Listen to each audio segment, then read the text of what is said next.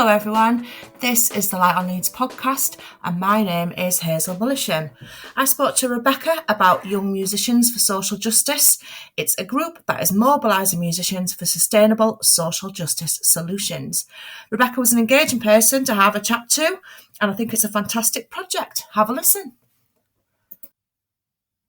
On this episode of the Light on Leeds podcast, I have Rebecca who has come to speak to me about Young Musicians for Social Justice. Hello, Rebecca. Hiya, thanks for having me. No problem, thank you for coming along. Can you tell me what is Young Musicians for Social Justice? I mean, I think it's quite self-explanatory, the title, but do you want to tell me a little bit about how you got started and, what are your aims, really? Yeah, of course. So I started Young Musicians for Social Justice as a master's student at the University of Leeds. We're currently running as a student society run by some current students and also some graduate students. And essentially our goal is to bring together and empower young musicians who care about social justice. Mm-hmm. And our core three aims are community, advocacy and empowerment. And at the moment we're sort of prioritising our community and we're trying to promote discussion and networking amongst young musicians and musicians who are older and more established, and we're doing that through the podcast, which we've already finished series 1 of the podcast and we're just halfway through series 2 of the podcast. But longer term, we're hoping to become a grant-making charity so that we can support young musicians through funding so that they can establish their own bespoke grassroots projects. Brilliant. Is it quite difficult to sort of get the funding process started? Yeah, that's something that I'm working on at the moment, actually, is first of all getting a strategy in place and a policy in place before we start thinking about making some applications. And what I'm learning is that the strongest organisations are those that have a sort of funding mix, a lot of people call it, which is kind of when you've got maybe some income that you're able to generate yourself, but some income which is perhaps from private donors, from philanthropists, and then some income which is maybe corporate and some of your own fundraising, and then lastly sort of government public funding. So there's a real mix of kind of funding sources that you can go for, but generally the more sort of diverse and the more options that you have, the stronger your organisation, is my understanding. Yeah, because I suppose if you're relying on just sort of one stream and, that for whichever reason dries up, then you're stuck really, aren't you? Exactly. That's not, that's precisely what I want to avoid. So, I think the best thing that I can do is try and make sure that we have a policy and a strategy that's also in line with what we want to do and what we want to realise, so that we think about the people that we are kind of partnering with on that level as well. So since you began, Rebecca, how big have you grown? So we're only 1 year old. Currently we have a community on social media that's about 400 people, which we're kind of defining as like our followers or people who have liked our pages or whatever. We have a committee of 8 people, and we just have various different roles.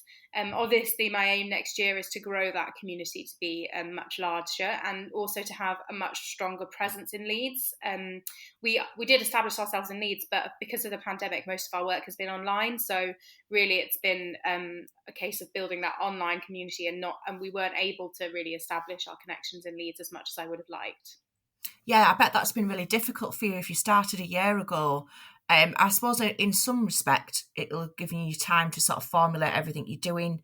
But yeah, I imagine that's been quite tough because, like, meeting face to face must have been very difficult, and with everything else has been going on this year. Yeah, definitely. And I think what was lovely about it was kind of the level of bonding in the committee. The committee have been incredible, and I couldn't have done what we did last year without them, and we were meeting regularly, and I think for me anyway, I hope it's the case for them, it gave us a sense of purpose through the pandemic, to feel like we were building this community that we were all really passionate about. So yeah, on one level it was really hard, but on another level, for me, Young Musicians for Social Justice has always been about building something strong out of a difficult situation. Yeah, definitely. And I suppose as well, especially, I mean, for so many sections of society, obviously it's been an absolute nightmare, but I suppose particularly young musicians, because, you know, I follow quite a sort of lot of Leeds musicians and bands groups on Facebook, and it's just been just a difficult time for everybody, and especially if you rely on, you know, your career in music to get you by. Yeah, definitely. It has been really hard financially, and I think I don't know the extent of that. All I know is that a lot of musicians have really struggled both financially but also emotionally and mentally. And for me, I think one of the reasons that we've kind of got community as one of our core aims is precisely because I feel like I was addressing that need to make to help young musicians feel like they've got a sense of purpose and a sense of community, and that they can come together and be inspired, I guess, again, and be renewed in their kind of purpose and their love for music. For me, what I notice about young musicians, especially, is that sense of social purpose in their work, and I think that's one of the reasons that beyond a love of performing, I think that's one of the reasons that musicians and artists kind of do what they do. Yeah, definitely. Yeah. And so your podcast, what sort of guests have you had on your podcast, and are you involved with that? Are you a presenter on that? Yeah, so we've had all kinds of guests. So we had Matt Peacock from Streetwise Opera and Arts and Homelessness International. So he was speaking a lot about his projects that he's developed with using music with groups who have been homeless or are homeless. Then we had Dee Chanel Gordon from BBC Young Jazz Musician of the Year. We've also had, I'm trying to think of all the people we've had, Maisie Hulbert from Sing Inside, which is a charity that works on bringing music into prison settings. Yeah. So really, what we aim, myself and Holly, who's the artistic director, when we were discussing the podcast and who we wanted to be featured, it was in part a case of who do we know in this sphere that we've always wanted to talk to, and can we reach out to them? But it was also, can we make sure that we're covering a broad range of topics? Because for a lot of people, I think they would say, well, what do you mean by social justice? How would you define that? And really the podcast was a chance for us to explore loads of different issues that might come under the umbrella of social justice, by hearing from different experts and different perspectives in the field. So, and in terms of as far as who was presenting, it started off being Holly and I, just because we were, I guess, in conversation about who we knew and who we wanted to be on the podcast. But I really wanted to open that out to my committee, because I was aware that for some of them, they might have people that they wanted to interview or issues that they wanted to talk about. So in series 2 of the podcast, I opened that out to my committee, and then whichever members of the committee wanted to be a presenter, they just came forward and suggested one of the speakers that they'd like to interview, and we kind of went from there, really. So I really wanted it to not just be us, but it was a case of, you know, who wanted to as well. Not all of the committee members wanted to. Yeah, no, of course. But that's great, isn't it? Because you're right. I mean, just in the world of music, the world of social justice, you know, is wide and encompassing. And then you've got the world of music. So yeah, fantastic that you're getting to sort of hear different people's perspectives and takes on things. So so you said that you started this idea as part of your master's degree. Mm-hmm. Have you always had a background in music, Rebecca? Yeah, so yeah, absolutely. So I did my undergraduate degree in music, and then I trained and worked as a teacher for a number of years, as a music teacher. Mm-hmm. I've also done some sort of music therapy in more special educational needs school settings. I think the main reason for me that I actually did this master's was because there was space for you to establish your own project, and for that to be really self-directed. It was very I guess, autonomous in that regard. There weren't loads of conditions in the module which meant that it had to look a certain shape. It was, this is for you, you've got to realise this music management project, which is kind of the equivalent of a dissertation or something like that at a master's level. But really there's scope for that to be all kinds of things. And so within that, I knew straight away before I did my master's that I wanted to set up an organisation that would become a charity, and it kind of took shape from there. Yeah, fantastic work. So are your plans for the future? Are you hoping, obviously you'll be carrying on with your podcast, do you have any guests or topics in mind that you're hoping to cover in the future?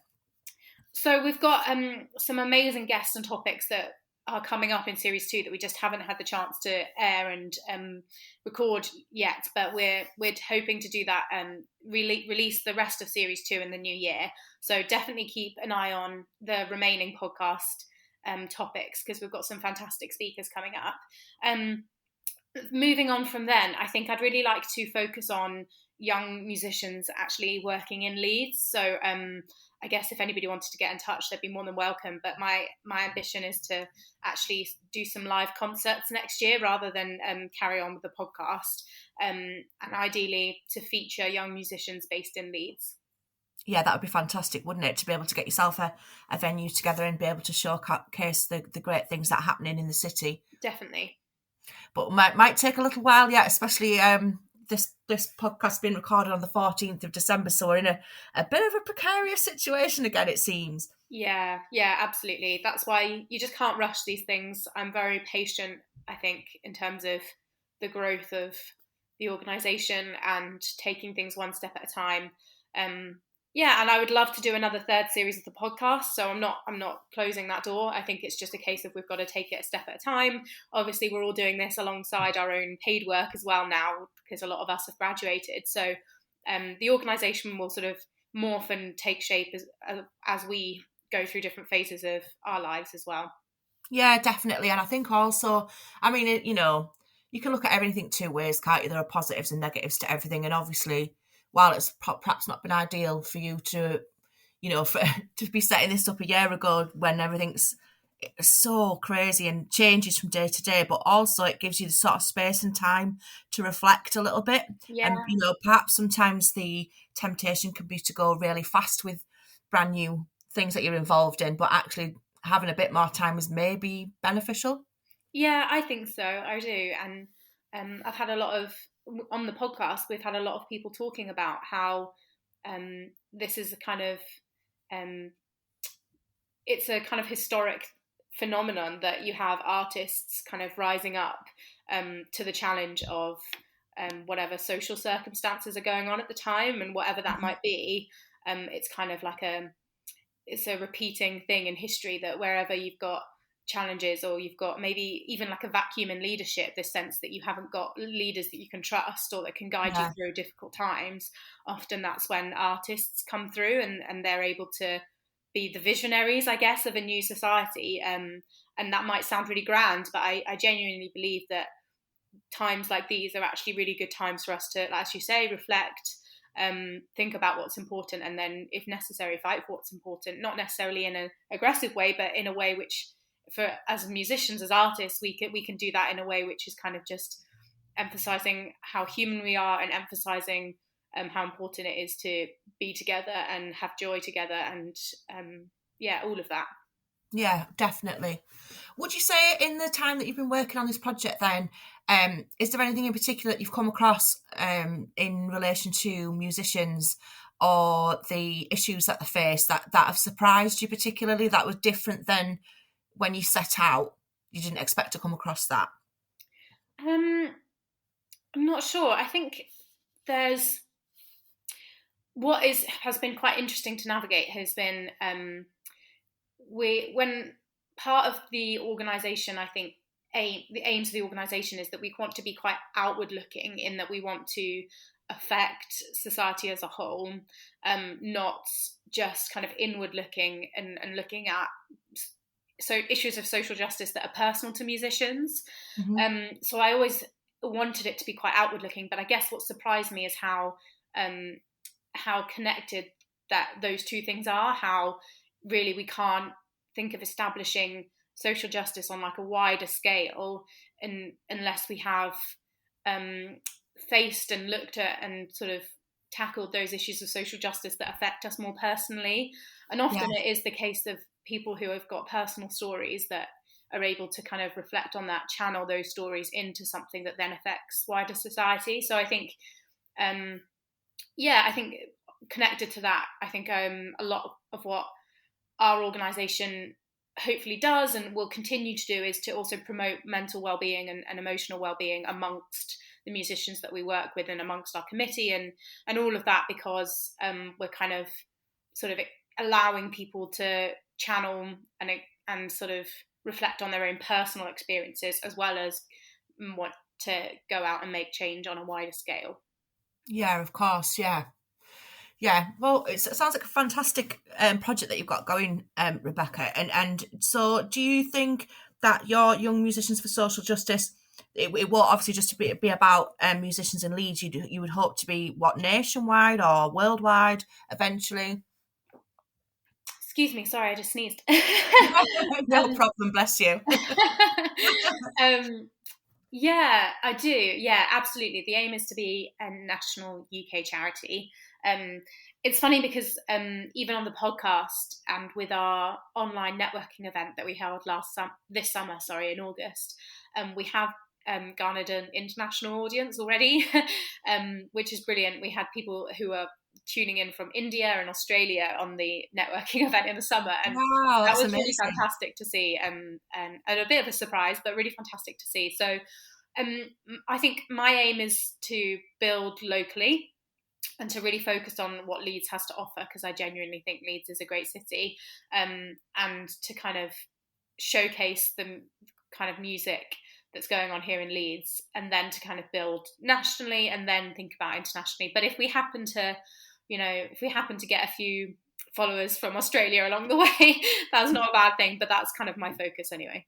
Yeah, it's so strange, isn't it? Because I mean, obviously, this is a Leeds-centered podcast, and I can see all sorts of various statistics from different things that I've signed up to, and literally nearly every day I have somebody listen to me in the United States, which I find fabulous. Like and hello to whoever's listening all over the world. And I've been listening to in like something like 76 territories and countries, and I don't know if a lot of that is people who perhaps, I don't know, have got some sort of interested in Leeds or perhaps lived here once and have moved away. I'm not sure, but yeah, it's a strange phenomenon, isn't it? But a brilliant one. Yeah, definitely. I think that's one of the wonderful things, I'm sure you agree, about doing a podcast, which is you're able to connect with people all over the world. And yeah, we've experienced the same when we've looked at our analytics.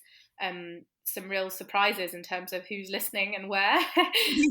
There's all pleasant surprises, but it's just, again, proof that we live in such a small world, I guess.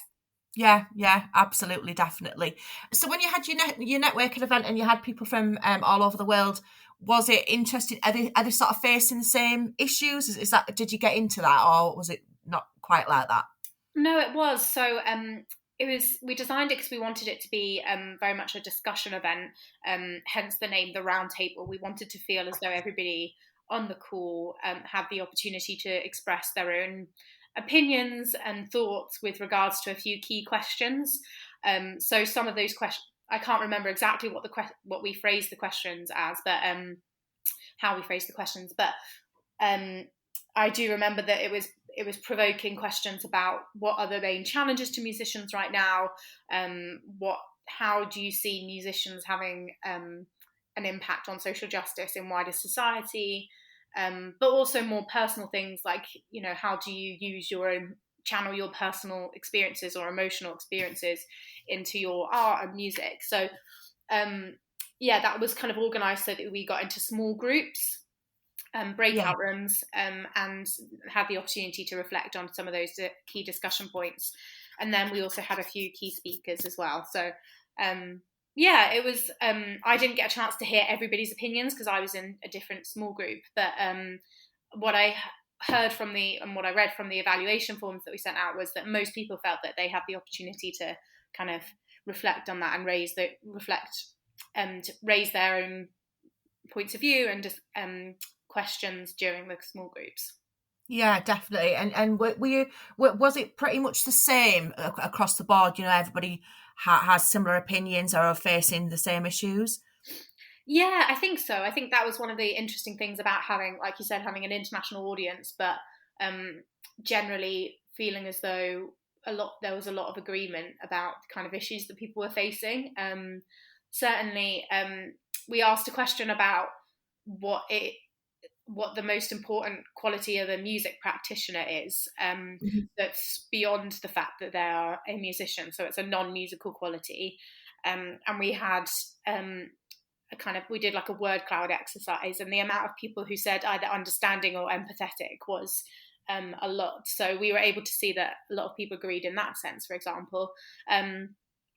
In other ways, I think it was just a case of just listening to people who kind of echoed things that I've already said. So feeling that rather than, even though that they were struggling themselves, they felt even more this impetus to continue with their music, because they really felt that music and arts more generally was going to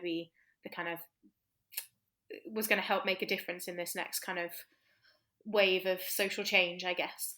Yeah, I think you're right. I think it goes across all arts, doesn't it? Because I suppose any kind of art is a person expressing either themselves or what's going on around them, Exactly, the society that they're living in, and the time that they're living in. And so I guess that's why, people connect, don't they? Because these people are, either vocalizing or visualizing, how people are feeling. Yeah, definitely. And that's an incredibly strong kind of thing then to experience when you go to a museum or when you go to a concert, or even when you're just listening to music on Spotify. We all do that because we want to feel that sense of empathy, that sense that somebody has actually experienced something that we are also experiencing.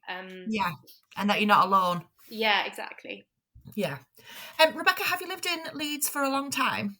No, so I moved up in July 2020, so during the pandemic. Oh, wow. Yeah. Have you actually managed to get out and about and see anything of Leeds? Yeah, I have. Yeah. So one of the fantastic things that I was involved with this year was the Leeds Piano Trail. Oh, wow, yeah. Something you probably were aware of, where we put. I was part of the team that helped to put the 11 pianos in the city and sculptures as well. And because I was working on that project, I had the opportunity to get to know the city really well, really quickly. Yeah, that's so that was really perfect. great. Oh, good. I'm glad to hear that. So it'll be really nice to get a fresh view on Leeds then from you, Rebecca. So I'm going to ask you the 3 questions that I ask every guest. Mm-hmm. The first one being, what would you say is great about the city of Leeds? So I was thinking about this question, and I think there are a number of things that I could say, but I'm actually going to go with the kind of friendliness of the people. And there will always be exceptions to that. I'm sure people could, skeptics will probably say, oh, not everybody's friendly. But genuinely, I think being on the Leeds Piano Trail and speaking to so many people throughout the city, and I've just never been in a city where people are so neighbourly and friendly and genuinely seem enthusiastic to help if you've got something going on. So I think I would say the friendliness of the people. Oh, well, I'm really pleased about that. That's a lovely one, and I'm sure the people of Leeds will be happy to hear that. But we have had quite a few people say that, and I mean, people talk about a north-south divide. I'm not sure how relevant that is, but I honestly think I'm not born and bred in Leeds, but I've lived here for nearly 20 years, and yeah, I agree. I just think it's really friendly, and you could even just be shopping or stood at a bus stop, and someone will just get chatting to you and tell you something about their life, and I really like that. Yeah, I agree. I think people are generally quite open. Yeah, definitely. And if you had to choose something, Rebecca, obviously it's difficult, but if you had to, what would you say is something that is not so great about Leeds? So I think this is just like a thing that doesn't really influence my life that much, but I guess it could if it changed, was again the kind of transport systems in the city. I don't know whether we might be getting trams. I don't know whether that's a lie that I've just heard, but I think that has been discussed for such a long time. I'm not sure where we are with it. It seems to sort of have peaks and troughs. Yeah, I think trams would be great. I would love some little trams around the city. Yeah, that would be amazing. In fact, I live in Beeston, and we used to have a tram line that ran all the way from town through Beeston, through the Middleton Woods, and then all the way up to Morley, I believe. But yeah, and I've heard all sorts of great stories about people being drunk on the tram on the way home and getting caught in the woods and stuff like that. But yeah, I think that would be fantastic. And it's another one that comes up again and again about transport. In fact, there's a whole thread on Reddit about Leeds transport. Every single day, people on there complaining. I don't know what's going to happen. I think there was some talk about the Mayor of West Yorkshire getting involved somehow with transport, but yeah, it would be great if it was cleared up. Yeah, that would be nice. That would be nice. Yeah, really, really great to be able to get somewhere on time reliably. That would be fantastic. And not to have ghost bus. That's my worst thing. If you sat there and it's like, oh, it's going to be 3 minutes, and then no bus comes. Is that what? Yeah. Where is this mystical place where all of these missing buses go? Yeah, I've had that a few times. Yeah, but I think trams in Manchester, the trams also kind of level out the city. They make it look a little bit more spacious, just because you have to kind of level out the roads for the trams to be there as well. So yeah, I don't see any negatives with the trams. So we'll see. We'll see. We'll keep our fingers crossed. Yeah. And if you had to tell somebody who had been a resident of Leeds for a very long time about something that you would consider to be a hidden gem, what would you choose? So I'm going to choose... So during lockdown, I was living in sort of LS6, LS7 area. No, LS6 area, not LS7. So that's kind of Headingley, Hyde Park area way. And as you can imagine, as we all were, the thing that was kind of getting us through the day was our one a day walk. So I got to know the Meanwood Valley Trail really well, and at the end of the Meanwood, or along the Meanwood Valley Trail anyway, I'm not sure where it's right at the end, in Far Headingley, there's this really sweet coffee shop called Fika North. Oh, nice. And I think if you're in Headingley, I think it's quite well known as like a bit of a hipster hangout. And in the summer, there were queues going right down the road to get a coffee and a pastry. Really? Yeah, it's kind of crazy, but possibly just because of lockdown. But it's definitely a hidden gem. And if you ever are looking for a sweet coffee shop, that's the place I'd recommend. Well, that's fantastic. I'll definitely have to try and check that out next time I'm that way. Yeah, it sounds great. And what will you be doing with the rest of your day today, Rebecca? Well, to be honest, I'm kind of got a day off today. I suppose I usually have Mondays off, but I was working yesterday, so I'm having today as my day off, but that will involve some Christmas shopping. Oh, nice. That's a nice way to spend your day. Yeah. Well, Rebecca, good luck with everything that you're doing. I will put lots of links in the podcast notes so that people can click through and they can listen to your podcast or get in touch if they need to. But yeah, best of luck with everything and enjoy your Christmas shopping. Thanks so much for having me on, Hazel. Thank you so much. Bye. I really enjoyed chatting to Rebecca, and if you'd like to listen to their podcast or get in touch with Young Musicians for Social Justice, there'll be links in the podcast episode notes. The featured track on this episode is the brilliant Half As Good by Jumbo Chords. I saw them playing live lately at Wharf Chambers, and it's a great venue and it was a great gig, so go along and see them if you can. See what you think, Leeds and beyond. Take care of yourselves and each other, and I'll speak to you soon. Bye! What's happening in this great city? We'll tell you. Wait a minute.